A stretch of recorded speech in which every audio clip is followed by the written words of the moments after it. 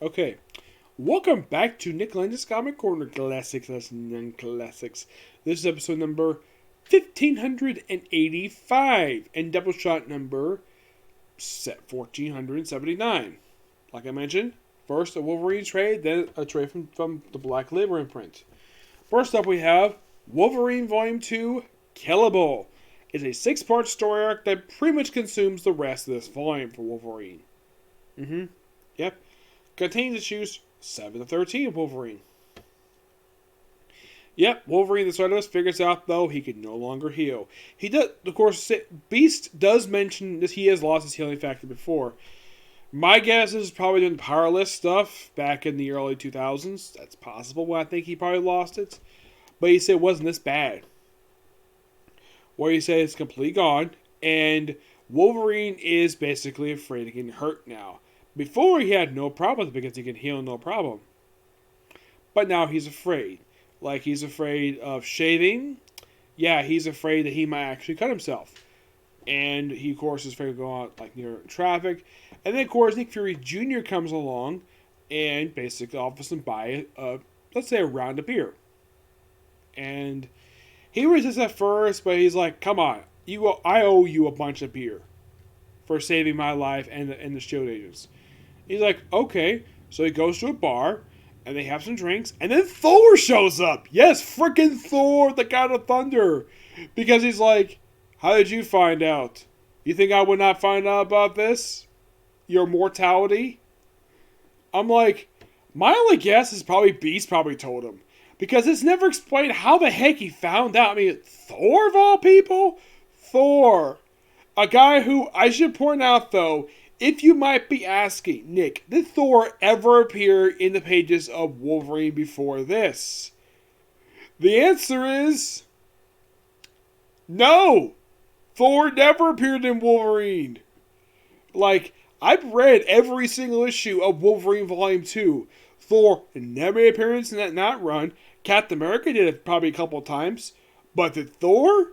No. Thor never appeared. As far as I can tell, this was the first time Thor had ever appeared in a Wolverine comic before. I think he has guest star in some X-Men occasionally, but Wolverine? No, he's never appeared there before. Which you think, that's interesting. My only guess is the reason why that Thor made an appearance in here, and this is my personal theory. Paul Cornell was probably asked to do this by Jason Aaron, because after all, he was one of the more recent writers for Wolverine, and he probably heard about this story going on. He's like, okay, would it be okay if you can have Thor make a guest star appearance? I'm sure Paul Cornell was like, fine, I'll put him in there. Yes. And then, of course, Wolverine teams up with Kitty Pryde throughout the many issues. And, of course, Wolverine gets a refight with Thor. By the way, Thor does appear in the very next volume, by the way. Which, okay, at least it kind of explains why he's there. And then he works with Kitty Pryde to sort of basically, because Wolverine's dying and he needs to have a confrontation with Saber. Well, first he finds out about Mystique being at the Jean Grisham of Higher Learning, which I'm thinking, it's not the first time she's been there. She's been to school before when Mike Carey wrote X-Men. And my guess is she's probably never been there before. By the way, does Mystique actually make conversation with Wolverine in these issues? No. She does briefly meet him once in these issues. But what about the next volume? Nope, never does. And here's the thing. So, they go to the site of Wolverine's childhood home, which apparently is like a mall now. So, they tore down his childhood home to build a mall there in frickin' Canada of all places. And then they come across some pictures. I'm like, okay, these are really cool pictures. Like a picture of the Wolverine mansion, like the Howlett mansion from the 1890s. Which I'm like, that's cool. Did Paul Cornell did the artist of this book, Alan Davis, did he get that artwork from Origin? Because that looked exactly like the same house. Heck, he even had Rose in a picture make appearance. Rose O'Hara. Which, I have a personal theory about that last name. That last name is a nod to Scarlett O'Hara from Gone with the Wind. That is my personal theory where the writer got that from. Of course, that book was done by Bill Jemas. That's who did the original Origin miniseries. The second one was done by Karen Gillian. And, of course, they're looking for Mystique, and then he's like, okay, can't find Mystique. Hey, Sabretooth, where the heck are you? And here's Sabretooth in his suit. Oh, yeah, by the way, he's not the only one there. We also have the Silver Samurai and Lord Deathstrike here. Yes, the Silver Samurai. And you're thinking, wait, what's the Silver Samurai doing here? And you might be asking, is this the original the original Silver Samurai who Wolverine fought in Volume 2? No, it isn't. Because that guy is dead. He's been dead since the start of Jason Aaron's run for Wolverine back in 2010. At this point in time, like when these issues came out, the Silver Samurai had been dead for 3 years. Well, that wasn't until, I kid you not, came back in the pages of Cable just like last year. Though he hasn't done anything. So, and Lord Deathstrike, believe it or not, he is the older brother of the beautiful Lady Deathstrike. Yep. Now, who created Lord Deathstrike, you might ask? Now, of course, the second Silver Samurai...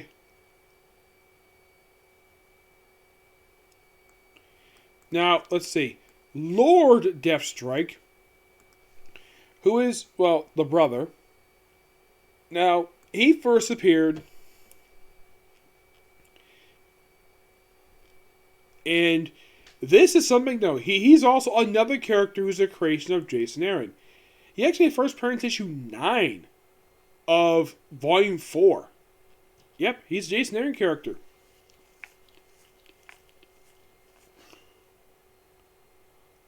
It's better.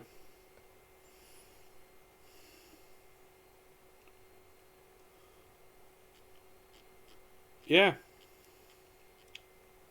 I do like the character Lord Deathstrike. The fact that the smoking hot Lady Deathstrike has got this awesome brother in Lord Deathstrike. Though after this volume wrapped up, he popped up in like 2 issues of the next volume. Appeared in 1 issue of Undercover, 2 issues of Deadpool Mercs Money, and his most recent appearance with Deadpool Assassin. Yeah, and that's kind of weird for this character. He's such a really cool character, and he doesn't appear very much. No, not really. Their father is a guy called Lord Darkwind, who apparently is a Daredevil villain, who appeared for like a few issues before got killed off.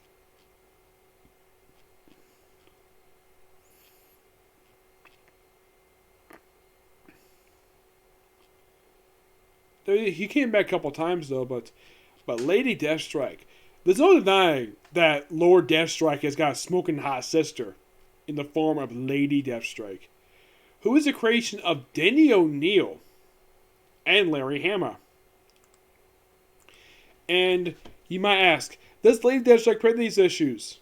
Nope, she never does. Never appears in this volume. I don't think she appears in the next volume, which that's kind of weird when it comes to Lady Deathstrike. Given how prominent of a character she is to Wolverine, and yet she doesn't appear in these issues. Nope, she doesn't. Excuse me, because after she does appear for a couple of issues of Death Wolverine, like there's the one that comes after this one, but her last appearance, like prior to the issues coming, was X-Men Volume 4, number 12. Which, let's see, what was her last physical appearance? Like, let's see, at the time these issues were coming out, like, she was appearing in X-Men Volume 4 and an issue of Fearless Defenders. She, of course, has appeared since then. Her most recent appearance was actually an issue of X-Men Legends. Yep. That was the most recent appearance.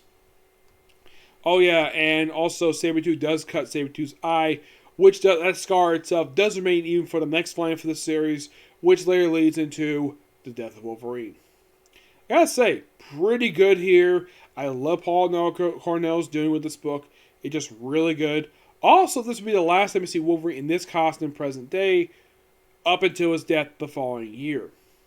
My final, by the way, give this book a 9.5 out of 10.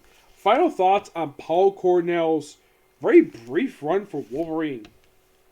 If you're curious, though, he only did this book for 2 years. Yeah, 2 years. Though, for some stupid reason, because, well, they decided to have it where, oh, we gotta kill off Wolverine now. Let's just basically restart the numbering of the damn volume. And I'm like, really? Is this necessary? And the answer is no, because right after this, the Wolverine book hit that restart button, still have the same writer, all they changed was the artist. And you're thinking, really? That's all they did, was change the artist of this book. And you might think, really? That's all they did was change the artist? Yeah, Alan Davis drew this entire volume. Yes, he did. He drew the whole thing. And then for the very next volume, it's Ryan Stegman for the first 4 issues.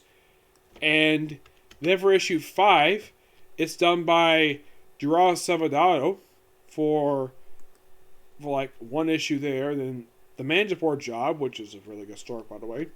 That's also done by him as well. I think he's the artist for pretty much the rest of that volume. Up until, its conclusion. Yes, I believe he is. Well, he was for about 3 issues. And then after issue 7, he stopped being the official artist of the book. And switched over to Chris Aquina, who was pretty much, I believe he was the artist. I think he only did 2 issues. Yeah, they kept switching artists a couple issues for some reason. 10 had Pete Woods. I at least got handed to Marvel. They at least put really good artists in these books. Oh yeah, definitely. And Pete Woods was the final artist of the Wolverine comic book when it was ongoing. This, of course, is the James Howlett Wolverine, not Laura McKinley. He was the last artist of the book because the book ended, and of course, a letter contained as Death of Wolverine, where Wolverine died. And he was kept dead for 3 years until it came back in Marvel Legacy. Which Charles Shaw was actually quite surprised they kept dead that long. He said it was almost 4 years, so I think it was 3. Yep. Though he probably remembers it because he was writing before it was officially released. Yep. And then after he came back, he didn't get ongoing series right away. He came back, and I think it was 2017, and he didn't get an ongoing series until 2019. What did he do between his return and, of course, the ongoing series? After Return of Wolverine, you of course have the Hunt Wolverine, which is an excellent story, by the way, because Wolverine came back. Actually, first you had Hunt Wolverine, then you had the Return of Wolverine, and then you had Wolverine and the Infinity Guard, which is actually not done by Charles Shaw, by the way. And then after that thing wrapped up, he later popped up in Marvel Comics Presents for that entire volume, that revived volume as part of the 75th anniversary of Marvel Comics. And then he had a series of one-shots. Yes, for some reason, Marvel thought it was a good idea to give Wolverine a series of one-shots instead of an ongoing series, because it's Wolverine. I will eventually get my hands on Wolverine, this next trade that collect issues from the current volume for the series. But with these 2 trades reviewed, that is pretty much it for Wolverine, reviewed-wise from 2010 to present. Because I still have to review the other stuff Wolverine. There's still a lot more stuff to review for Wolverine. And I will eventually review it. Don't worry about that. Next up it is from Joe Hill Comics. Though it's published under the Black Label imprint. This is the Dollhouse Family. A 6-issue miniseries written by M.R. Carey. I don't know if this is Mike Carey or not. Or by Pete Gross. Of course, Lynn Carr himself recently did a review for this. Yes, he did. He actually reviewed this for Long Box of the Damned. Yes, he did. Yeah, he reviewed this actually just fairly recently. So, my thoughts of this thing is that just really good. If you want to get in-depth analysis of this full miniseries, I'll put in a link below. But I'll just basically recommend, just go to Lynn Carr's channel and look up the review for his review for this, because I think this book is actually really good. Yes, the book is, of course, very mature, has nudity in it. There is several instances of characters having sex, which, of course, that would be the case because it's a black label imprint. Yes. Yes, it is. And mostly what I can describe what happens here, it's all about Dollhouse, and of course they explore the history of this particular Dollhouse. That's what's explored here. I like stuff like this. It's actually just really good for a self-contained story. It kind of feels like some old stuff that well, even though this is published under the guiding hand of Joe Hill, this kind of would seem like would fit well with Neil Gaiman's Sandman. Well, his universe of books. Yeah, this book would fit perfectly with that. But I don't want to spoil too much of this because, well, Lynn Carr just did a review of this recently. And you're thinking, really? You did a review of this even though someone else has not reviewed it? Well, he had basically like full panel, like a full presentation for Long Box of the Dam, which I do recommend checking out because it's really good. I give this book a 10 out of 10. Just a really good book. Yep. But, yeah, that's particularly it for this particular review. Now, are there more comic corners come and say? Maybe. Excuse me, but it all depends, okay? See you next video. Bye.